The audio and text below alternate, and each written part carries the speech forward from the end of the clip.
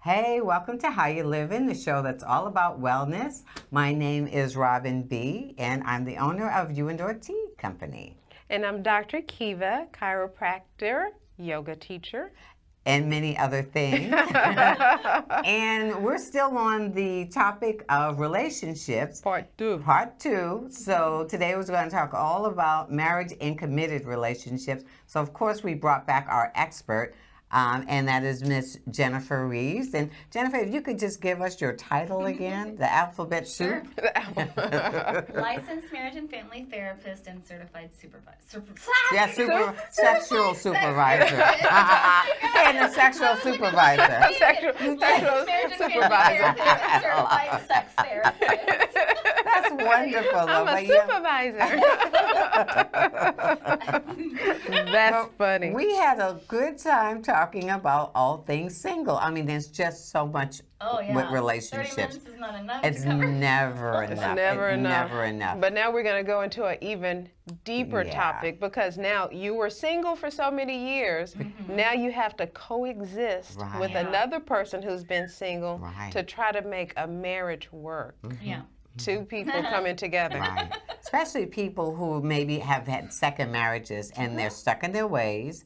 Yeah. And how does that work? Or even only children. Or having only, or who are an only child. Yeah, we'll talk about that too. That's like a very good only dynamic. children. That's a very good dynamic. Household maintenance, aka chores, is one of the number one things that couples fight about. Even ones that have been together for 10 years are still coming in. And just fun fact, research shows in heterosexual relationships that when a man does between 35 to 65% of the chores, they have more sex. Really? Well, yeah. That is because the wife's so she's so agreeable. Like, she's not tired. She's got the energy. What can I do next? Get my wife to get me to have sex with her? Do some work. Do some household chores. Go do the dishes. Change your baby's diapers. Especially, let me watch you mow that lawn. Especially parents of young. Yeah, that's very good. That's sexy to a woman, right? Some money in the bank. That's right. That's right. That's great. Just saying. So do you get a lot of second, let's say second marriages? Sure. And do they have, they typically have the same issues? Oh, they have the same issues. Everything's still the same. Yeah, It's they still don't. the- Yeah. So there's not a higher success rate for second marriages? Actually, there's a lower success rate for second marriages. Really? How come? I think because most people, when they get married, not most people, I don't know if it's most people, when they get married, right, they genuinely want this to work out forever and ever and ever, and they don't envision ever getting divorced. But then once you get divorced, you go through a little bit of like, and I ain't putting up with that shit ever again. Okay. So then you go in your second marriage. and if you haven't done the work, to heal yourself or to work on yourself, and your partner hasn't done the work to heal themselves and to work on themselves, to work on making sure they're in a good place, then you're still doing the things that you weren't doing well in the first marriage. But then now you go, well, I've already been through that process. I know what divorce looks like. And while I said I never wanted to go through it again, I know what it looks like. You know you can survive it. I know I can survive it. I know I'll be okay. So sometimes you stay in relationships that maybe are not healthy because of that too. Because you are afraid of getting divorced, yes. Oh, yeah. So do you think that, like we were talking about with only children, older children, or even the middle child, do they show up differently in a marriage? I'm sure that they do, but I honestly have never really paid attention to that. Well, you hit on both of those because my husband's an only child. I'm a middle child, and it's both of our second marriage.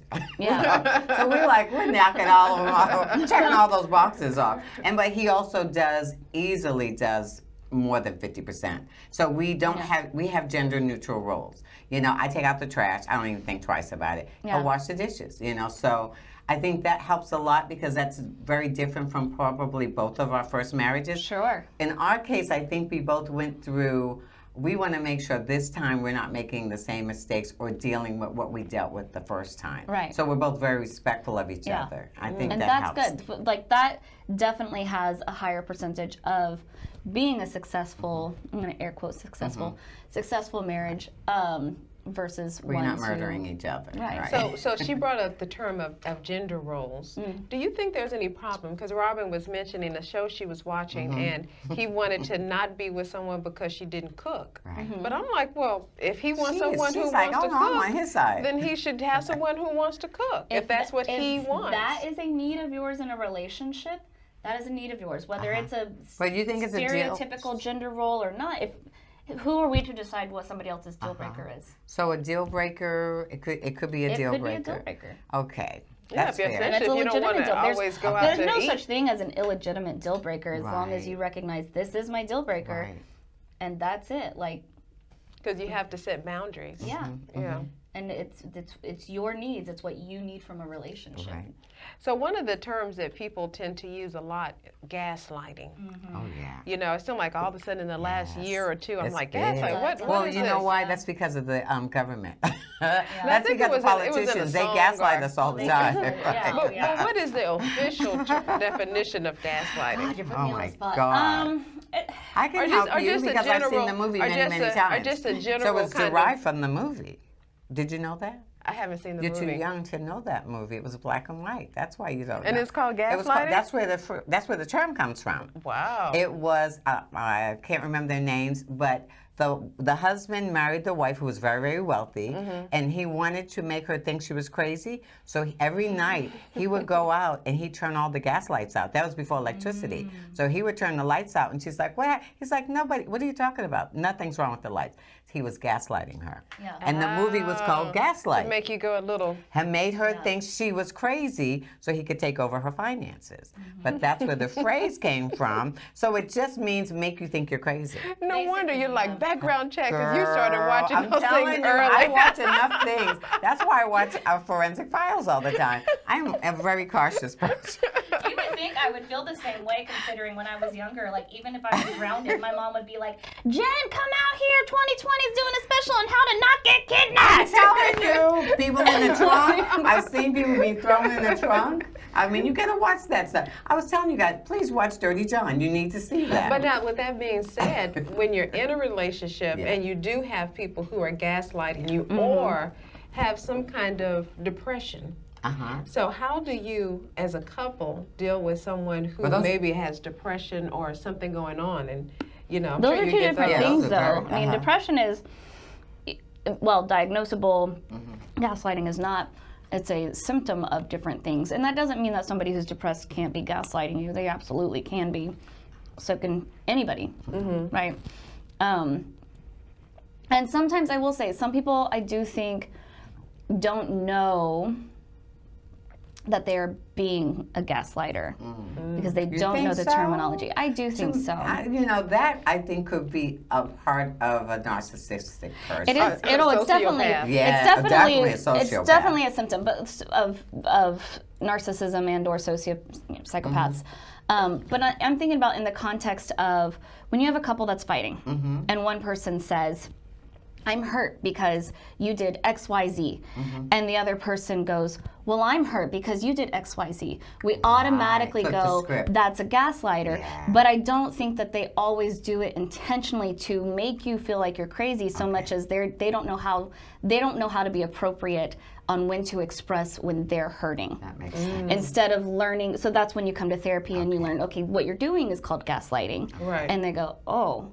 And this is how you need to acknowledge and empathize with your partner and then wait a while, Right. wait a beat or two, Right. and then go, well, I have some hurts that I would like to discuss as well. Are you open to that right now? That's super healthy. Now, Don't Dr. go Kiva tit for mentioned- tat. Don't Yeah. go tit for tat. But that's why I'm saying, like, I don't think people are always intentionally trying Right. to It make you just feel might be a crazy. It's defense just mechanism. correct. Yeah. Well, I think we're going to take a little short break, and we're going to talk more about marriage. Yeah, and I want to definitely ask you about something you brought up, which was depression, anxiety, and dealing with a spouse who suffers from that.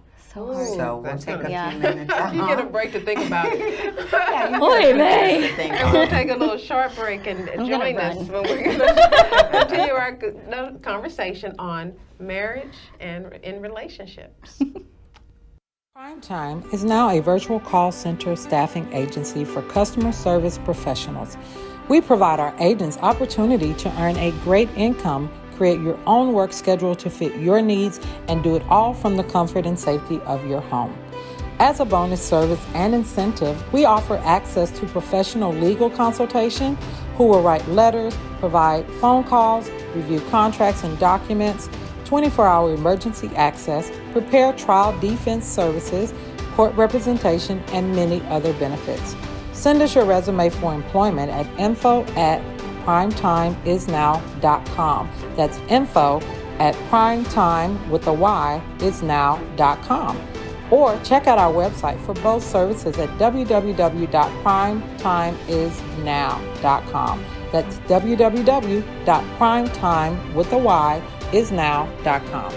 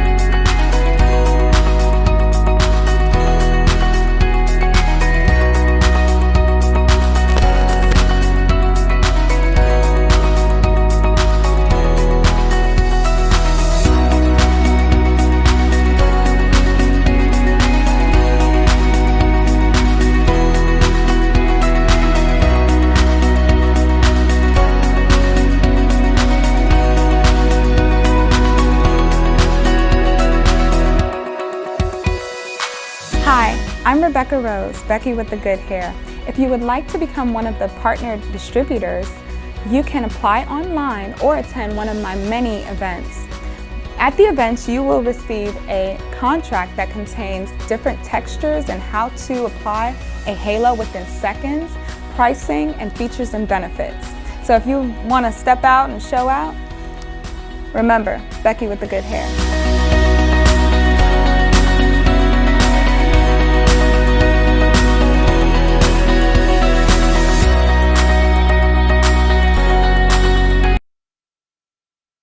And we're back with Ms. Jennifer Reeves, and today we're talking all about relationships. This is part 2 of our relationship series. So this one's all about committed relationships and or marriage. And right before the break, Dr. Kiva brought up the topic of depression and anxiety. You must get a lot of that where one spouse maybe suffers really badly. Oh, sure. So how do you help the mate deal with that? We talk about how it manifests, because it'll manifest differently for different people. You know, a lot of times when people think of, like, for example, depression, they think sitting on the couch eating bonbons all day, right? That doesn't always manifest that way. Sometimes it manifests in the form of ulcers in the stomach and stomach pains and migraines, and it comes out in more physical symptomology. Sometimes it does come out in the, like, I just can't seem to get out of bed, I can't take a shower, you know, and again, it's a spectrum, so it's anywhere from mild to severe, and how you function at work or when, in social settings and whatnot. But so how it manifests for the person that struggles with whatever the mental health disorder is step number 1, just understanding that for themselves so that they can talk about it with their partner, understanding different triggers that they might have for it. Even with depression, like, you can feel a lot of times when your body is starting to hit a dip, so communicating that with your partner.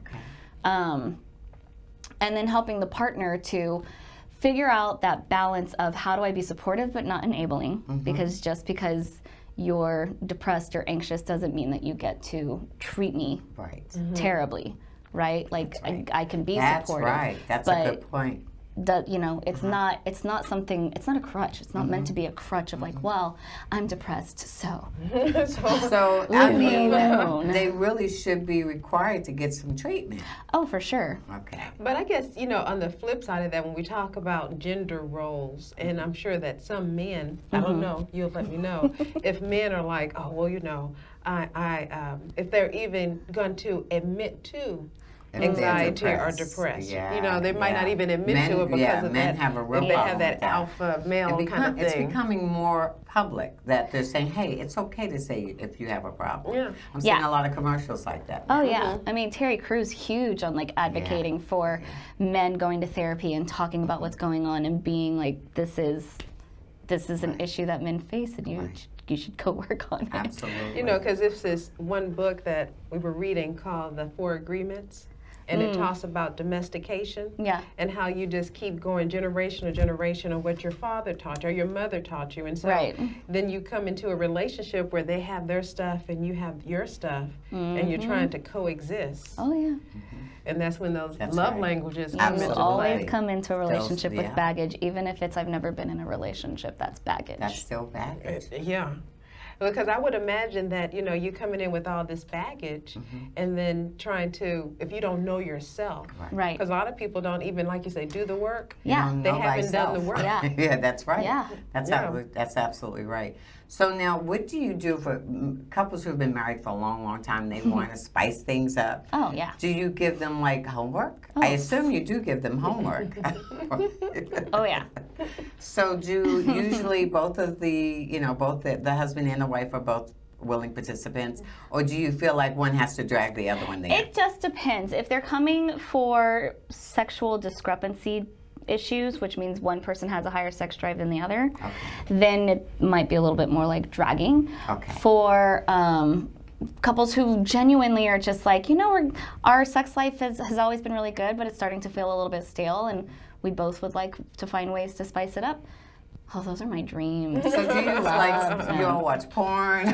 We talk about different options. I actually have a couple of worksheets that I send out to people that they, sexual interest and turn on worksheets so that they fill out and then discuss and, what are the boundaries, what are the things that we've been fantasizing about that we haven't expressed to one another.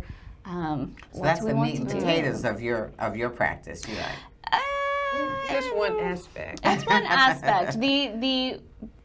About 80% of my clients are dealing with some sort of infidelity issues, honestly. Okay, and that was going to be my next question. I was going to ask about finance. Okay, hopefully we have both. We have, since you mentioned it, well, real quick. Okay. How do you help people overcome, like if it's been a one time caught. A one time, got caught that one time.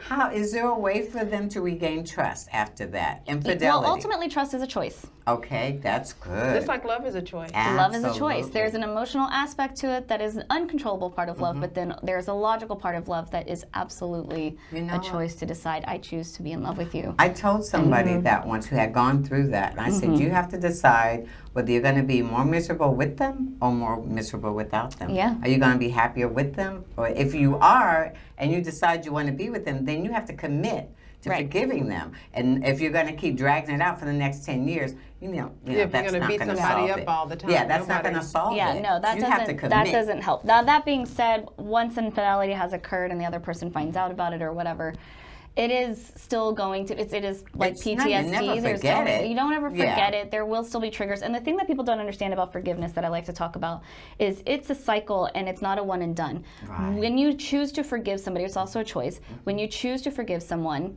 that doesn't mean that you don't go right back through and have to re-forgive them for the same exact thing again. It's like grief. You like mean we've cheating? Yeah.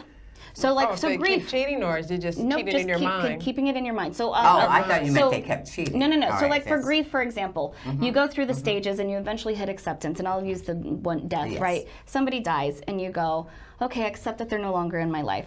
But then their birthday comes around, Christmas comes around, holiday comes around, and you find yourself getting angry all over again, depressed all over again, and you have to go through the entire grief cycle all over again. Forgiveness is the exact same way, where you go through this cycle and these different stages before you get to a place and you say, okay, I forgive you. but then you're watching a movie and it's all about infidelity, and now you find yourself triggered and you're angry again, and you're mad, and your partner goes, "I thought you said you forgive me. Clearly you haven't, because you're still thinking about it." No, that's not how forgiveness works. You have to. It's a cycle, and you will go over it again and again and again. Now, what happens is, like grief, the cycle becomes less intense and takes a little less time. It never goes away, but it takes a little more time to get there. I mean, even thinking about like familial, like mom issues. I know you watching a movie. Your mom all the time. You watching a movie and look at him and go, "Oh, is that what you and her did?" Right, exactly. Did you take her out like that? God forbid she has a dream and she wakes up. I saw something recently. Like, he's like, she had a dream I was cheating, and he got just the same amount of abuse. Yeah, but I love it. But I also, and maybe this is the part of me that like has my field. I also have such a different viewpoint about infidelity than the vast majority of people, because I don't think someone who cheats, number one, once a cheater, always a cheater, is not a thing.